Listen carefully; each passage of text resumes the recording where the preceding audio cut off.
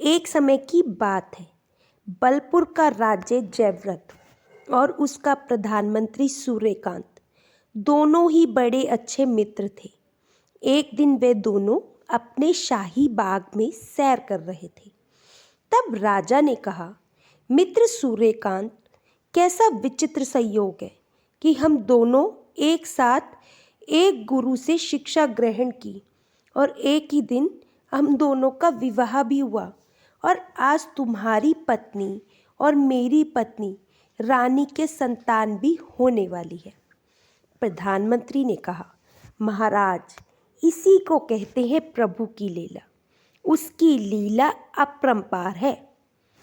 तभी प्रधानमंत्री के महल से एक दासी दौड़ती हुई आई और कहने लगी, प्रधानमंत्री जी, आपके यहाँ एक पुत्र ने जन्म लिया है। दोनों मित्र ये समाचार सुनकर बड़े ही खुश हुए। अभी कुछ ही पल बीते थे कि तभी एक दासी दौड़ती हुई आई और महाराज से कहने लगी, महाराज की जय हो, महारानी ने एक सुंदर कन्या को जन्म दिया है। अब तो दोनों मित्र खुशी से गदगद हो उठे। तब राजा ने अपने प्रधानमंत्री से कहा, प्रधानमंत्री जी, मैं एक बात सोच रहा हूँ।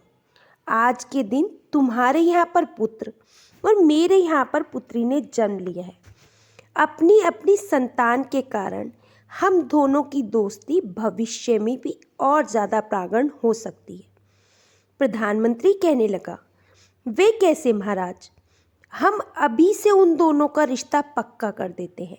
महाराज ने खुशी खुशी कहा, जब वे दोनों बड़े हो जाएंगे तब हम उन दोनों का विवाह कर देंगे। इस प्रकार से हमारी दोस्ती और भी ज़्यादा पक्की हो जाएगी। प्रधानमंत्री कहने लगा, अरे महाराज, आप तो एक अनहोनी कल्पना कर रहे हैं। कहाँ आप और कहाँ मैं? तब राजा कहने लगे, प्रधानमंत्री जी, हम दोनों के बीच जो ऊंच नीच की खाई है उसी को पाटने के लिए मैं ये रिश्ता तय करना चाहता हूँ। प्रधानमंत्री ने कहा, महाराज, जब आपने निश्चय कर ही लिया है तो भला मैं क्या कर सकता हूँ?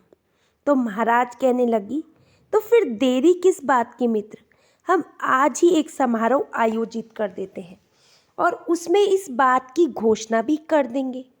उसी शाम को राजमहल में एक समारोह आयोजित किया गया जिसमें राजा ने घोषणा की कि हमारे यहाँ एक पुत्री का जन्म हुआ है और प्रधानमंत्री जी के यहाँ पर एक पुत्र का।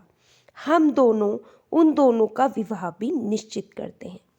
सब लोगों वहाँ पर बधाइयाँ देने लगे।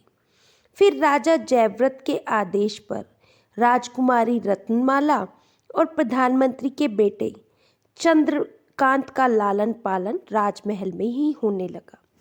समय बीतता गया, वह दोनों युवा हो गए। एक दिन की बात है जब राजकुमारी और चंद्रकांत दोनों शाही बाग में घूम रही थी।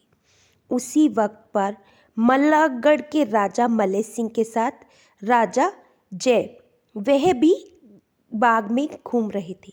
तब राजा मलय सिंह ने राजा जय से कहा, ये सुंदर युवती कौन है? तब राजा जय बोले, ये हमारी पुत्री है। तो राजा मलय सिंह ने पूछा, इसके साथ ये कौन है? तब राजा जय ने जवाब दिया, ये हमारे दामाद चंद्रकांत है। तब उन्होंने राजा मलय ने कहा, ये मैं क्या सुन रहा हूँ महाराज, आपने अपने प्रधानमंत्री के पुत्र के साथ ही अपनी पुत्री का विवाह तय कर दिया। तब राजा जय कहने लगे, इसमें हर्जी क्या है राजन? प्रधानमंत्री सूर्यकांत हमारे बचपन का मित्र है और चंद्रकांत हर तरह से राजकुमारी रत्नमाला का पति बनने के योग्य है। जब राजा मलय सिंह कहने लगे, राजन, मुझे आपके विचारों पर हैरानी है। राजकुल में उत्पन्न हुई राजकुमारी को आप साधारण कुल में जन्मे चंद्रकांत के साथ बांध देना चाहते हैं? ये तो राजकुमारी के साथ सरासर अन्याय होगा। तब राजन, जिस दिन इन दोनों का जन्म हुआ था उसी समय हमने ये रिश्ता तय कर दिया था और उसी रात एक समारोह में हमने इसकी घोषणा भी की थी। तो राजा मलय सिंह कहने लगे, तो क्या हुआ? संबंध तो तोड़ा भी जा सकता है। यदि आप ऐसा करेंगे तो मैं अपने पुत्र राजकुमार अभय सिंह का विवाह आपकी पुत्री के साथ करने को तैयार हूँ, और इससे हम दोनों के राज्य और भी शक्तिशाली हो जाएंगे। राजा मलय सिंह की बात को सुनकर राजा जय सोच में पड़ गए और मन ही मन सोचने लगे, ये विचार तो अच्छा है। कुछ देर तक सोचने के पश्चात वे बोले, लेकिन राजन, रत्नमाला और चंद्रकांत दोनों को ही इस बात का ज्ञान है कि बचपन में उन दोनों का संबंध हो चुका है। यदि मैं राजकुमारी का विवाह आपके पुत्र के साथ करता हूँ तो चंद्रकांत अवश्य ही इस विवाह में रोड़े अटकाएगा। तब राजा मलय सिंह कहने लगे, इसका उपाय मैंने सोच लिया है राजन। आप चंद्रकांत को कुछ दिनों के लिए कोई ऐसे कठिन कार्य पर भेज दें जो पूरा करके वह जल्दी वापस ना लौट सके। इसी बीच उसकी गैर हाजिरी में हम बड़े ही आराम से अब मेरे बेटे और आपकी पुत्री का विवाह करवा देंगे। तब राजा जयसिंह कहने लगे, हाँ, ऐसा करना ही ठीक रहेगा। तो राजा मलय सिंह कहने लगे, तो फिर मैं ये रिश्ता पक्का समझूं राजन? राजा जय ने कहा, बिल्कुल पक्का समझिए। मैं आज ही चंद्रकांत को राज्य से दूर भेज देता हूँ। आज से ठीक 7वें दिन आप युवराज अभय सिंह की बारात लेकर हमारे राज्य में चले आइएगा। जयव्रत ने चंद्रकांत को अपने पास बुलाया और उससे कहा, चंद्रकांत, आज मैं तुम्हें एक बहुत ही महत्वपूर्ण कार्य सौंपना चाहता हूँ। चंद्रकांत ने नम्रतापूर्वक कहा, आज्ञा दीजिए महाराज। हमारे महल के सरोवर में लाल रंग के कमल के फूल खिला करते हैं। हमने सुना है अलकनंदा वन में एक सरोवर है जिसमें नीले रंग के कमल के फूल खिलते हैं। हम चाहते हैं तुम अलकनंदा वन जाओ और वहाँ के सरोवर में खिलने वाले नीले कमल के फूल लेकर आओ, ताकि उन कमलों के फूलों के द्वारा हमारे महल का सरोवर भी सुशोभित हो सके। तब चंद्रकांत कहने लगा, ये कौन सा कठिन कार्य है महाराज, मैं आज ही अलकनंदा वन चला जाऊंगा। अपने पिता सूर्यकांत को बतलाकर चंद्रकांत उसी दिन नीले कमल के फूल लेने के लिए अलकनंदा वन की ओर चल दिया। और राजा जयव्रत सोचने लगे, मूर्ख चंद्रकांत, अलकनंदा वन से अब तू 1 महीने से पहले वापस नहीं लौट पाएगा, और इसी बीच में राजकुमारी रत्नमाला व युवराज अभय सेन का विवाह बिना किसी विघ्न के करवा दूंगा। उन्होंने महारानी से कहा, महारानी जी, राजकुमारी रत्नमाला का विवाह हमने मलयगढ़ के युवराज अभय सेन के साथ पक्का कर दिया है। आज से ठीक 7वें दिन वे लोग बारात लेकर आएंगी। तब रानी कहने लगी, ये आपने क्या किया महाराज? रत्नमाला का विवाह तो चंद्रकांत के साथ होना है। आपने खुद ही वर्षों पहले ये रिश्ता तय किया था। तब राजा कहने लगे, महारानी, वह रिश्ता उस समय हमने बिना सोचे समझे और भाववेश में आकर कर दिया था, वरना प्रधानमंत्री सूर्यकांत और हमारी क्या बराबरी है। हम राजकुल के लिए हैं, इसीलिए हमारा संबंध भी किसी राजकुल वाले से ही होना चाहिए। जब महारानी कहने लगी, महाराज, इस बारे में आपको उसी समय सोचना चाहिए था। तब महाराज महारानी से कहने लगे, महारानी जी, हमें उपदेश ना दो। राजकुमारी रत्नमाला का विवाह युवराज अभय सेन के साथ ही होगा। दूसरी तरफ चंद्रकांत अलकनंदा वन की तरफ बढ़ता जा रहा था। वह मन ही मन सोच रहा था, लगता है ये कार्य सौंपकर महाराज मेरे साहस की परीक्षा लेना चाहते हैं, वरना इस कार्य के लिए वे किसी सैनिक को भी भेज सकते थे। इधर राजमहल में राजा के प्रधानमंत्री सूर्यकांत को बुलाकर उनसे कहा गया, प्रधानमंत्री जी, सारे राज्य को दुल्हन की तरह सजा दीजिए। जब प्रधानमंत्री जी ने पूछा, महाराज वह किस लिए, कौन सा विशेष आयोजन होने वाला है, तब महाराज कहने लगे, 1 सप्ताह के बाद राजकुमारी रत्नमाला का विवाह होने वाला है। तब प्रधानमंत्री जी बोले, लेकिन महाराज चंद्रकांत तो नीले कमल लाने के लिए अलकनंदा वन में गया हुआ है। वहां से उसे वापस आने में कम से कम 1 माह का समय लग जाएगा।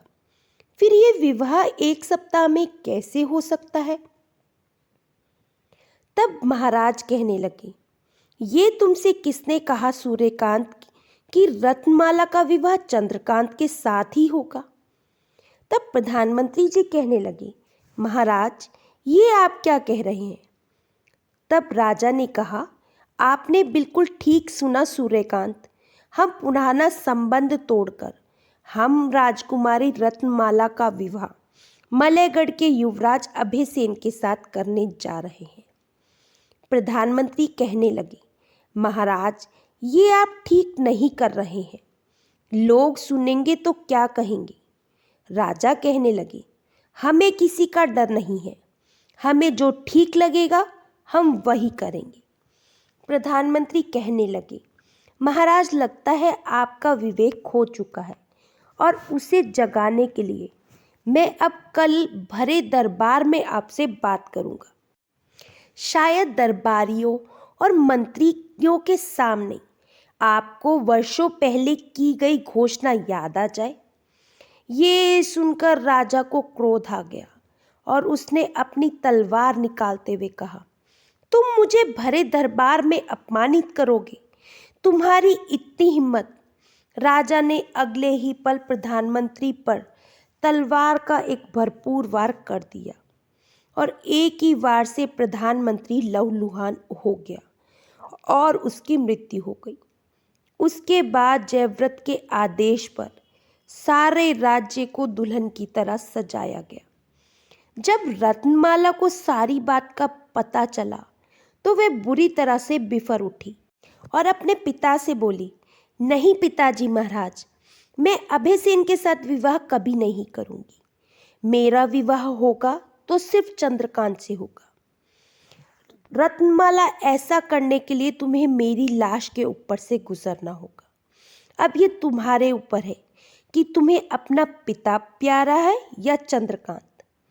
राजा जयव्रत के जाने के बाद रत्नमाला परेशान हो गई और सोचने लगी, लगता है मुझे अपने प्यार की बलि देनी ही होगी। ऐसी विकट घड़ी में चंद्रकांत भी तो मेरे पास नहीं है। और फिर वैसा ही हुआ जैसा राजा जयव्रत चाहता था। नियत समय पर मलयगढ़ से अभयसेन की बारात आई और बड़ी ही धूमधाम के साथ रत्नमाला और अभयसेन का विवाह हो गया। इस घटना के कुछ दिनों के बाद चंद्रकांत अलकनंदा वन में पहुंचा और सरोवर के नीले फूल लेकर वापस लौट आया। उसकी वापसी का सफ़र भी काफ़ी लंबा था। रास्ते में उसे एक मंदिर दिखाई दिया और वह सोचने लगा, क्यों ना इस मंदिर में भगवान के दर्शन करता चलूं। वह मंदिर की तरफ बढ़ ही रहा था कि तभी मंदिर के बाहर एक पेड़ के नीचे बैठे हुए एक ऋषि महाराज ने उसे आवाज़ दी, चंद्रकांत, अब बहलोलपुर में तेरा क्या रखा है? अब ना तो वहाँ पर तेरे माता पिता है और ना ही वहाँ पर रत्नमाला है। अब तुम वहाँ जाकर क्या करोगे? ये सुनकर चंद्रकांत वहीं पर रुक गया। उसने पलटकर ऋषि की ओर देखा और कहा, ये आप क्या कह रहे हैं ऋषिवर?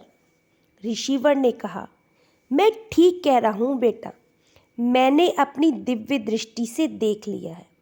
रत्नमाला का विवाह मलयगढ़ के युवराज अभयसेन के साथ हो चुका है। तुम्हारे पिता को राजा जयव्रत ने मौत के घाट उतार दिया है। तुम्हारे पिता की मृत्यु का समाचार सुनकर तुम्हारी माता भी इस संसार को छोड़कर जा चुकी है। ऋषि से सारी बातें जानकर चंद्रकांत आवेश में आ गया और वह गुस्से में कहने लगा, राजा जयव्रत, आप इतने क्रूर निकलोगे, इसकी तो मैंने कल्पना भी नहीं की थी। चंद्रकांत ऋषि से कहने लगा, उन्होंने मेरी सारी दुनिया उजाड़ दी, मैं उन्हें इस बात की सज़ा अवश्य दूंगा। तब ऋषिवर कहने लगे, चंद्रकांत, आवेश में आकर अपने विवेक का साथ ना छोड़ो। राजा जयव्रत ने जो अपराध किया है उसकी सज़ा उन्हें भगवान देंगे। तब जयव्रत कहने लगा, ऋषिवर, अब मेरी समझ में नहीं आ रहा कि मैं कहाँ जाऊँ और क्या करूँ। तब ऋषिवर कहने लगे, चंद्रकांत, नीले वन में मेरा आश्रम है, तुम वहाँ चलकर मेरे साथ रहो। वहाँ के शांत वातावरण में रहकर तुम्हारा चित्त कुछ ही दिनों में ठीक हो जाएगा। और फिर चंद्रकांत ऋषि के साथ उनके आश्रम में चला गया।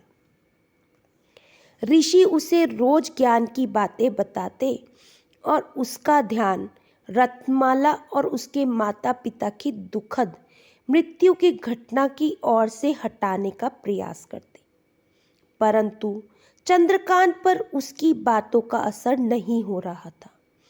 एक दिन ऋषिवर ने कहा, चंद्रकांत, तुम हर समय उदास और खोए खोए रहते हो। तब चंद्रकांत ने कहा, क्षमा करे ऋषिवर, मैं लाख चाहने पर भी रत्नमाला को भुला नहीं पा रहा हूँ। तब ऋषिवर कहने लगे, ये बात है चंद्रकांत, तो तुम एक काम करो, मलयगढ़ जाकर तुम रत्नमाला से मिलकर आओ, इससे तुम्हारे चित्त को शांति मिलेगी। तब चंद्रकांत ऋषि से कहने लगा, लेकिन ऋषिवर, उसके ससुराल वाले भला मुझे उससे क्यों मिलने देंगे। तब ऋषिवर कहने लगे, चंद्रकांत, इसका भी उपाय है, तुम वहाँ पर साधु के वेश में जाओ और केवल रत्नमाला से ही भिक्षा लेने की बात कहोगे। चंद्रकांत कहता है, ठीक है ऋषिवर, मैं यही करूँगा। साधु का वेश धरकर जब चंद्रकांत आश्रम से चला तो ऋषि ने उसे समझाया, देखो चंद्रकांत, वहाँ पहुंचकर संयम से काम लेना, रत्नमाला की बातों में आकर कोई गलत कदम ना उठाना। तब चंद्रकांत कहने लगा, ऋषिवर, मैं आपकी बातों को याद रखूंगा। चंद्रकांत ने साधु वेश में मलयगढ़ पहुंचकर महल के बाहर दरवाजे पर आवाज लगाई, भिक्षाम देहि। तभी एक दासी मुद्राओं से भरी हुई थैली लेकर उसके पास आई, लो साधु महाराज, भिक्षा लो। तब चंद्रकांत बोला, मैं दासी के हाथ से भिक्षा नहीं लेता, हमें तुम्हारे हाथों से भिक्षा नहीं चाहिए। युवराज का अभी अभी विवाह हुआ है, हम भिक्षा लेंगे तो युवराज की नई नवेली दुल्हन से ही लेंगे, वरना खाली हाथ वापस लौट जाएंगे। ये सुनकर दासी उल्टे पांव महल में वापस लौट आई। उसे वापस लौट देख महारानी सुनंदा ने कहा, क्या साधु महाराज को भिक्षा नहीं दी।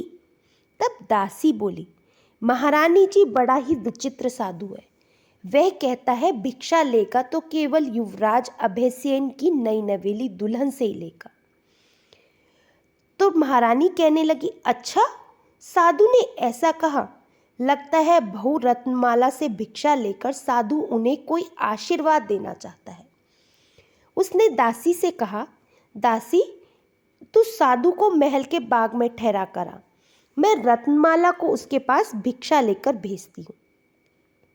दासी कहने लगी, जो आज्ञा रानी जी। दासी को आदेश देकर महारानी सुनंदा रत्नमाला के पास पहुंची और कहने लगी, बहू, एक साधु आया है, वे केवल तुमसे ही भिक्षा लेना चाहता है, जाओ महल के बाग में जाकर उसे भिक्षा दे। राजकुमारी कहने लगी, माँ, मुझसे ये काम ना होगा, मुझे लज्जा आती है। तब रानी सुनंदा कहने लगी, अरे बहू, भला साधु से कैसी लज्जा, जाओ उसे भिक्षा देकर आओ, हो सकता है वह खुश होकर आपको कोई आशीर्वाद दे दे। और तब मुद्राओं से भरी हुई थैली लेकर रत्नमाला बाग में पहुंची। साधु के भेष में आए हुए चंद्रकांत ने उसे पहचान लिया, परंतु रत्नमाला उसे पहचान ना सकी। रत्नमाला ने आगे बढ़कर जैसे ही चंद्रकांत को मुद्राओं की थैली दी, तो वह बोला, रत्नमाला, मैं यहाँ पर मुद्राओं की भिक्षा लेने नहीं आया, तुमसे प्यार की भिक्षा लेने आया हूँ। यह सुनकर रत्नमाला के शरीर में जैसे बिजली सी दौड़ गई और वे पीछे हटकर बोली, चंद्रकांत, क्या ये तुम हो? तब वह बोला, रत्नमाला, क्या तुम अपने चंद्रकांत को भूल गई? रत्नमाला कहने लगी, ऐसा कैसे हो सकता है चंद्रकांत, मैं पहले भी तुम्हारी थी और अब भी तुम्हारी ही हूँ। मेरा यहाँ पर दम घुटता है, मुझे यहाँ से निकाल कर ले चलो। तब चंद्रकांत कहने लगा, रत्नमाला, मैं भी तुम्हारे बिना नहीं रह सकता हूँ, चलो हम इसी समय कहीं भाग चलते हैं। तभी चंद्रकांत के दिमाग में एक विचार कौंधा। उसे ऋषिवर से किया हुआ अपना वादा याद आया। वह अपने आप से कहने लगा, चंद्रकांत, तू ये क्या करने जा रहा है? तुझे याद नहीं, आश्रम से चलते समय ऋषिवर ने क्या कहा था? मलयगढ़ पहुंचकर संयम से काम लेना, कोई गलत कदम नहीं उठाना। चंद्रकांत तुरंत रत्नमाला से दूर हो गया और कहने लगा, रत्नमाला, हम ऐसा नहीं करेंगे। अब तुम पर मेरा अधिकार नहीं है, बल्कि युवराज अभय सेन का अधिकार है।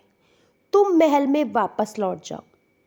तब रत्नमाला कहने लगी, ये तुम क्या कह रही हो चंद्रकांत? चंद्रकांत ने कहा, मैं ठीक ही कहता हूँ रत्नमाला, मैंने यहाँ इस प्रकार आकर बड़ी ही भूल की है। मुझे यहाँ नहीं आना चाहिए था। अब हमारे और तुम्हारे रास्ते अलग अलग हैं। अब जाओ, यहाँ से चली जाओ। तब रत्नमाला कहने लगी, मुझे खुशी है चंद्रकांत कि तुम राह नहीं भटके। मैं भी तुम्हारी परीक्षा ले रही थी। अब मेरी तुमसे एक विनती है, तुम भी विवाह कर लेना और मेरी यादों में अपना जीवन ना बिताना। चंद्रकांत कहने लगा, रत्नमाला, ये तुम क्या कहती हो? रत्नमाला कहने लगी, चंद्रकांत, आज पहली बार मैं तुमसे कुछ मांग रही हूँ। तुम्हें मेरी ये इच्छा पूरी करनी ही होगी। चंद्रकांत कहता है, ठीक है रत्नमाला, मैं तुम्हारी इच्छा अवश्य पूरी करने की कोशिश करूँगा। और फिर चंद्रकांत वापस ऋषि के पास लौट गया। तब ऋषि ने कहा, चंद्रकांत, अब तुम नाहरगढ़ चले जाओ। तब चंद्रकांत कहने लगा, नाहरगढ़? वहाँ किस लिए ऋषिवर? तब ऋषि ने क्या तुम्हें रत्नमाला की इच्छा पूरी नहीं करनी? वे चाहती थी कि तुम्हारा विवाह हो जाए। तब चंद्रकांत हैरानी से बोला, ऋषिवर, आप ये भी जानते हैं? लेकिन ऋषिवर, रत्नमाला की इच्छा से नाहरगढ़ का क्या संबंध है? तब ऋषिवर बोले, बेटा, वहाँ की राजकुमारी बहुत ही सुंदर और बुद्धिमान है। उसने अपने राज्य में घोषणा कर रखी है, जो भी कोई युवक उसकी बुद्धिमानी की परीक्षा को पार कर लेगा, वह उसी से विवाह करेगी। वह अब तक कई युवकों की बुद्धिमानी की परीक्षा ले चुकी है, परंतु कोई भी युवक उसकी परीक्षा को पार नहीं कर पाया। तुम वहाँ पर जाओ, राजकुमारी को अपनी बुद्धिमानी का प्रमाण दो और उससे विवाह कर लो। चंद्रकांत ने कहा, ठीक है ऋषिवर, मैं आपकी आज्ञा को मानते हुए आज ही नाहरगढ़ के लिए जा रहा हूँ। मुझे आशीर्वाद दीजिए। ऋषि का आशीर्वाद लेकर चंद्रकांत नाहरगढ़ राज्य की ओर प्रस्थान कर गए। वह सीधा राजमहल में गया और महाराज को प्रणाम कर कर कहने लगे, महाराज प्रणाम, मैं राजकुमारी की बुद्धिमानी की परीक्षा को पार करने के लिए उपस्थित हुआ हूँ। महाराज कहने लगे, ठीक है युवक, परंतु जानते हो ना, तुम्हारे से पहले भी कई युवक उस परीक्षा को पार करने के लिए आए, परंतु असफल रहे। और फिर नाहर सिंह उसे अपने साथ लेकर अपनी पुत्री राजकुमारी बिंदु के कक्ष में जा पहुँचे और कहने लगे, बेटी, ये युवक कहता है कि ये तुम्हारी बुद्धिमानी की परीक्षा को पार कर सकता है। तब राजकुमारी ने कहा, सुनो युवक, मैं तुम्हें एक कहानी सुनाऊंगी। वे कहानी अधूरी होगी, उसी में मेरा प्रश्न भी छुपा होगा। यदि तुम मेरी कहानी को पूरा कर पाए और उस प्रश्न का उत्तर दे पाए तो मैं तुम्हारी बुद्धिमानी का लोहा मान लूंगी और तुम्हें अपना पति स्वीकार कर लूंगी। चंद्रकांत ने कहा, ठीक है राजकुमारी जी, आप मुझे कहानी सुनाइए। तो राजकुमारी कहने लगी, सुनो युवक, बहुत समय पहले की बात है। कौसंबी नगर में दयाल नाम का एक भिखारी रहता था। उस भिखारी के साथ उसकी पत्नी और 2 बच्चे भी थे। भिखारी जगह जगह भीख मांगकर भीख इकट्ठी करते और उसी से अपने परिवार का पालन पोषण करते थे। एक बार की बात है, कौसंबी में जबरदस्त अकाल पड़ गया और वे लोग वहां पर भूखों मरने लगे। तब उन्होंने वह नगर छोड़कर दूसरे नगर में जाने का फैसला किया। अपनी पत्नी और दोनों बच्चों को साथ लेकर कौसंबी छोड़कर वह भिखारी चंपारण राज्य में जा पहुंचा। उस राज्य में चारों ओर संपन्नता और खुशहाली छाई हुई थी। संपन्न स्थान होने के कारण उसको एक ही दिन में काफ़ी सारी भिक्षा मिल जाती थी। एक दिन जब वह पेड़ के नीचे बैठा भिक्षा मांग रहा था तो पास ही से एक गुजरते हुए राहगीर ने उससे पूछा, अरे भिखारी, तुम्हें तो 2-3 दिन भर में काफ़ी भिक्षा मिल जाती है, आखिर इतनी सारी भिक्षा का तुम करते क्या हो भाई? तो भिखारी बोला, मुझे दिन में जो भी भिक्षा मिलती है उसका एक हिस्सा मैं राक्षसी को देता हूँ, दूसरा हिस्सा किसी को उधार देता हूँ, तीसरा हिस्सा बहते पानी की धारा में बहा देता हूँ और चौथा हिस्सा मंदिर के देवता को भोग में खर्च कर देता हूँ। उसकी बातें सुनकर लोग आसपास इकट्ठे हो गए और कहने लगे, ये क्या ऊटपटांग बातें कर रहे हो? भला कहाँ है वे राक्षसी? कहाँ है बहते पानी की धारा? कहाँ है वे मंदिर? भिखारी दयाल लोगों की ये बातें सुनकर चुप हो गया। तब लोग कहने लगे, ये भिखारी पाखंडी है, इसे पकड़कर राजा के दरबार में ले चलो, वहीं पर इसकी पोल खुलेगी।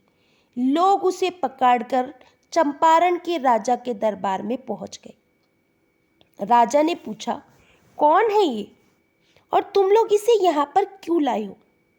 लोग कहने लगे, महाराज, हमें ये कोई बहुत बड़ा पाखंडी लगता है। सारी बात जानने के बाद राजा को भी दयाल की बातों का कोई मतलब समझ में नहीं आया, तो उसने गुस्से में आकर दयाल से कहा, भिखारी, तुम्हारे कहने का क्या मतलब है, हमें साफ साफ समझाओ, वरना तुम्हें मौत के घाट उतार दिया जाएगा। इतनी कहानी कहकर राजकुमारी चुप हो गई और चंद्रकांत से कहने लगी, तो युवक, अब तुम ये बतलाओ कि राजा को दयाल ने क्या उत्तर दिया? क्या राजा ने दयाल को मौत के घाट उतार दिया? यही मेरा प्रश्न है, जल्दी इसका उत्तर सोचो। चंद्रकांत कुछ क्षण के लिए सोचने लगा और फिर बोला, सुनिए राजकुमारी जी। राजा की बात सुनकर दयाल ने कहा, राजन, मैंने कहा मैं अपनी भिक्षा का एक हिस्सा राक्षसी को देता हूँ और वे राक्षसी मेरी पत्नी है। उसे सिर्फ खाना, पहनना और सोना ही आता है।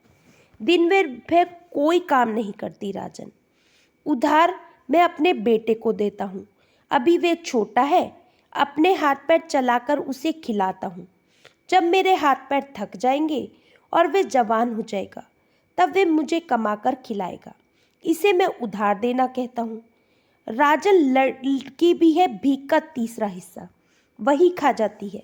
अभी वह छोटी है, जब सयानी हो जाएगी और कमाने खाने योग्य होगी अपने पति के घर चली जाएगी। ये सब बातें जानते हुए भी उसे खिलाने का मतलब बहते पानी में भीख का तीसरा हिस्सा फेंकना हुआ। राजा बड़े ही ध्यान से दयाल की बातें सुन रहा था और बोला, अच्छा ये बताओ, किस मंदिर के देवता को तुम प्रतिदिन भीख के चौथे हिस्से का भोग लगाते हो? तब भिखारी ने कहा, राजा, ये अधम शरीर ही मेरा मंदिर है और मेरे प्राण उस मंदिर के देवता है। अगर मैं रोज इस मंदिर और देवता को भोग ना लगाऊं तो सारा खेल ही बिगड़ जाएगा। राजा भिखारी दयाल के जवाब से बड़ा ही खुश हुआ और कहने लगा, दयाल, तुम तो बड़े भारी पंडित मालूम पड़ते हो, भीख क्यों मांगते हो? भिखारी ने कहा, राजन, ये सब भगवान की माया है, इसका भेद कोई नहीं जान पाया।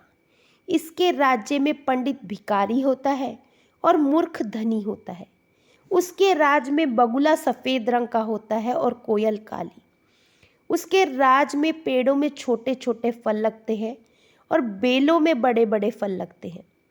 राजन, भगवान की महिमा अपरंपार है, कहाँ तक उसका बखान करूं? भिखारी दयाल की चतुराई भरी बातें सुनकर राजा बहुत ही प्रसन्न हुआ और उसने बहुत सी दान दक्षिणा देकर उसे विदा कर दी। चंद्रकांत की बातें सुनकर राजकुमारी बहुत ही प्रसन्न हुई और कहने लगी, तुमने अपनी बुद्धिमानी से मेरे प्रश्न का बिल्कुल सही उत्तर दिया है। ये सुनकर वहाँ पर उपस्थित राजा नाहर सिंह भी बहुत ही खुश हुआ और कहने लगा, युवक, तुमने मेरी बेटी के कठिन प्रश्नों का उत्तर देकर अपनी बुद्धिमानी का परिचय दिया है। आज से मेरी बेटी तुम्हारी हुई। अब मैं तुम दोनों का विवाह बड़ी ही धूमधाम से करूँगा। उसके पश्चात एक बड़े ही अच्छे मुहूर्त पर राजकुमारी और चंद्रकांत का विवाह हो गया। विवाह के पश्चात राजा नाहर सिंह ने अपने जमाई को अपना उत्तराधिकारी बना दिया और बोला, बेटा चंद्रकांत, मेरी बेटी बिंदु के अलावा मेरी और कोई संतान नहीं है, इसीलिए मैं अपना सारा राज्य तुम्हें सौंपता हूँ। और फिर चंद्रकांत नाहरगढ़ राज्य का राजा बन गया। दूसरी तरफ राजा जयव्रत, जिसने चंद्रकांत के पिता की हत्या की थी, उस पर जैसे मुसीबतों का पहाड़ टूट पड़ा था। एक दिन अचानक उसे लकवे का प्राणघातक रोग हो गया और वह कई महीनों तक बिस्तर पर ही पड़ा रहा। फिर बड़े ही कष्ट सहते हुए उसकी मृत्यु हो गई। अब क्योंकि उसका कोई उत्तराधिकारी नहीं था, तो पड़ोस के एक शत्रु राजा ने मौके का फायदा उठाकर उस पर आक्रमण कर दिया और जयव्रत के राज्य पर कब्जा कर लिया। इस तरह से जयव्रत को अपने बुरे कर्मों की सजा मिली। इधर राजा बन चुके चंद्रकांत के घर पर पुत्र का जन्म हुआ और वह एक सुमंगल जीवन बिताने लगा। आशा करती हूँ दोस्तों, आपको ये कहानी अच्छी लगी होगी। कहानी अच्छी लगे तो चैनल को सब्सक्राइब कर लीजिएगा और कहानी को आगे फॉरवर्ड भी कीजिएगा। फिर मिलेंगे दोस्तों एक नई कहानी और एक नए विचार के साथ। तब तक हंसते रहिए, मुस्कुराते रहिए, स्वास्थ्य का ध्यान रखिएगा। जय श्री